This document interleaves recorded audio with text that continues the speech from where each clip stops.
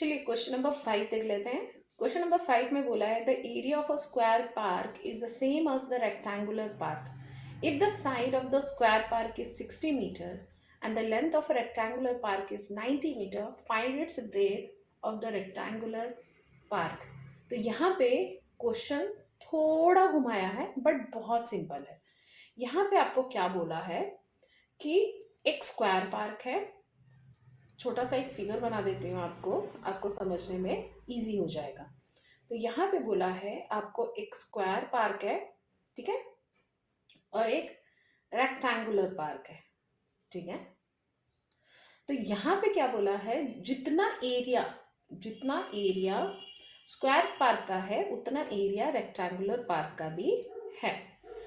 अगर आप square park का देखेंगे तो एक साइड होगा 60 मीटर, ठीक है। एक पार्क को अगर आप देखोगे तो इसका एक साइड है 60 मीटर, और अगर आप रेक्टेंगुलर पार्क का देखोगे तो इसका लेंथ है 90 मीटर।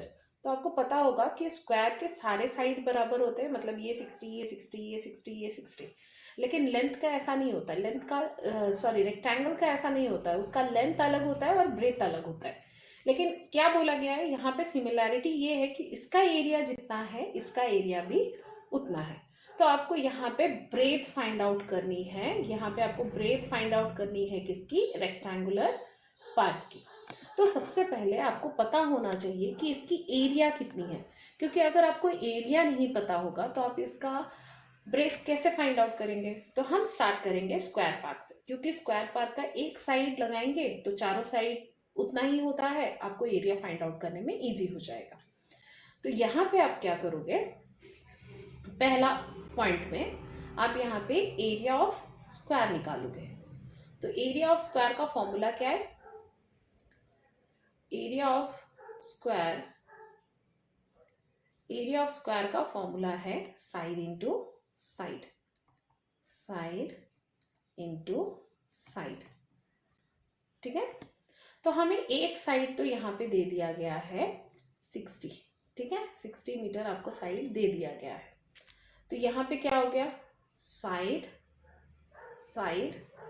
स्क्वायर हो गया, है कि नहीं, साइड स्क्वायर। मतलब यहाँ पे 60 स्क्वायर को अगर आप सॉल्व करोगे, मतलब 60 इंटू 60, तो देखिए 6 कितना होता है 36, और ये दोनों जीरो एक्स्ट्रा लगा दीजिए, ठीक है। तो आपको मिल गया एरिया ऑफ स्क्वायर का। एरिया ऑफ स्क्वायर कितना है 3600 मीटर स्क्वायर। आपने अब एरिया ऑफ स्क्वायर निकाल लिया। अब यहाँ पे आपको क्वेश्चन में ये बोला है कि area of square is equals to area of rectangle,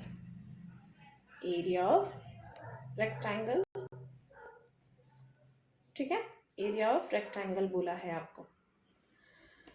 अब आप क्या करोगे, जो आपका एरिया ऑफ स्क्वायर है वही आपका एरिया ऑफ रेक्टेंगल है, ठीक है। तो अब आपको यहाँ पे क्या करना है, अब हमें एरिया ऑफ रेक्टेंगल तो पता चल गया, तो अब उसे हम लगा देते हैं यहाँ पे पॉइंट 2 में हम सॉल्व कर देते हैं उसी तरीके से। एरिया ऑफ रेक्टेंगल का फॉर्मूला क्या है,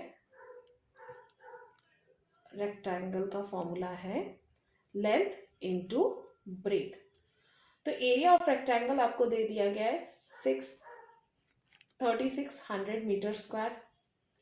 आपको लेंथ भी पता है, दैट इज 90 मीटर, ओके।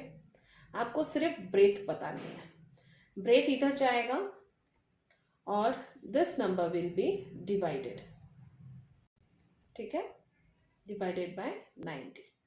ये 0 और ये 0 कट गया, 3 9 4 जा 36 होता है और ये एक्स्ट्रा 0, तो आपको ब्रेथ यहाँ पे मिल गया 40, ओके।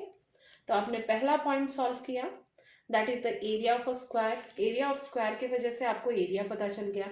क्वेश्चन में गिवन है area of square is equals to area of rectangle. तो एरिया ऑफ स्क्वायर अगर 3600 मीटर स्क्वायर है तो एरिया ऑफ रेक्टेंगल भी आपका 3600 मीटर स्क्वायर होगा। एरिया ऑफ रेक्टेंगल का फिर आपने दूसरे पॉइंट में क्या किया, एरिया ऑफ रेक्टेंगल को का फॉर्मूला लगा दिया, that is the length into breadth. तो जब आप इसे डिवाइड करोगे तो आपको ब्रेथ मिल गया, that is the 40 metre. Okay, so आपको ये आंसर फाइनली निकल गया, आपको ब्रेथ फाइंड आउट करना था। होप आपको ये जो क्वेश्चन है समझ में आया होगा। तो चलिए फटाफट नेक्स्ट क्वेश्चन में जाते हैं।